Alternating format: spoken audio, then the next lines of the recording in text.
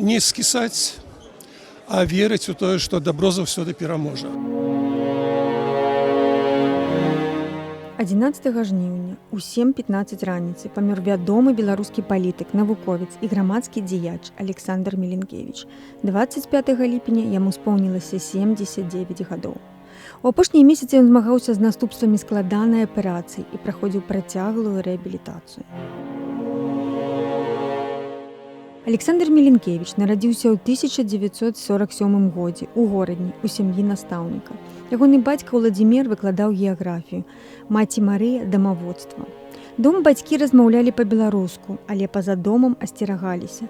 Маленькі Александр памятаў, звязаная клункі каля ложка, сям'я заўсёды была гатовая да магчымага высылання. Гісторыя супраціва была часткай сямейнай памяці Міленкевіча. Ягоныя продкі падтрымалі паўстанне Кастуся Каліноўскага, вазілі паўстанцам ежу і лічылі параненых. Дзед палітыка удзельнічаў у таварыстве беларускай школы і трапіў у вязніцу за змаганне за навучанне па-беларуску ў часы міжваеннай Польшы. Міленкевіч скончыў фізіка-матэматычны факультэт Горадзенскага педагагічнага інстытуту. У студэнцкія гады стаў чэмпіёнам БССР у баскетболе. Выкладаў фізіку, стажаваўся ў Францыі, ЗША, Нямецчыны, Вялікай Брытаніі і Канадзе. 4 гады жыў у Альжыры, дзе кіраваў катедрай фізікі ва ўніверсітэце. Дзеля гэтай працы вывучыў французскую мову. Ён вельмі любіў горадню. Сапраўды, гэта не мясцовы патрыятызм, такі лакальны. Сапраўды, у гэтага горада ёсць дух. 7 гадоў вёў на тэлебачанні перадачы пра гісторыю Горадзеншчыны, удзельнічаў у аднаўленні старажытнага гадзінніка на Фарным касцёле, аднаго з найстарэйшых дзейных вежавых гадзіннікаў у Еўропе. У 90-е гады Міленкевіч працаваў намеснікам старшыні Горадзенскага гарвыканкаму.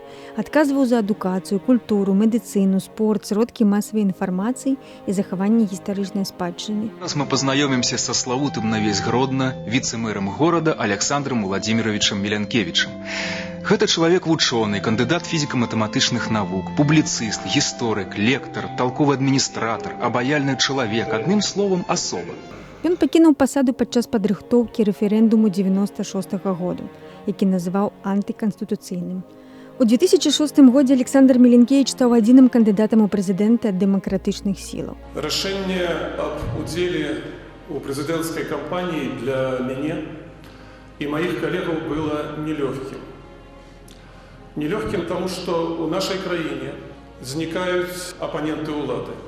Таму што ў нашай краіне ёсць палітычныя вязні. Ліквідуюцца шматлікія грамадскія арганізацыі, незалежныя прафсаюзы. Фактычна ліквідавана незалежная прэса. Пасля выбараў дзесяткі тысяч людзей выйшлі на Кастрычніцкую плошчу ў Менску.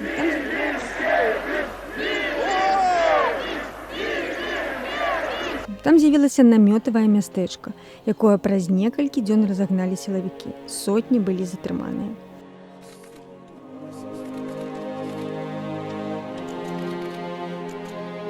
У тым жа годзе Еўрапейскі парламент узнагародзіў Міленкевіча прэміяй Сахарова за свабоду думкі.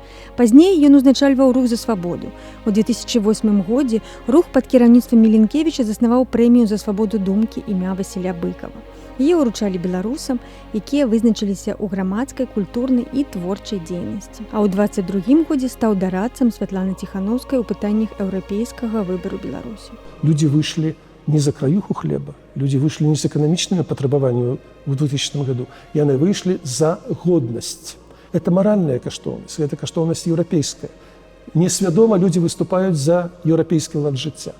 У 21 годзе Міленкевіч быў вымушаны пакінуць Беларусь. Ён меркаваў, што выязджае на некалькі месяцаў, але вярнуцца да хаты ўжо не змог.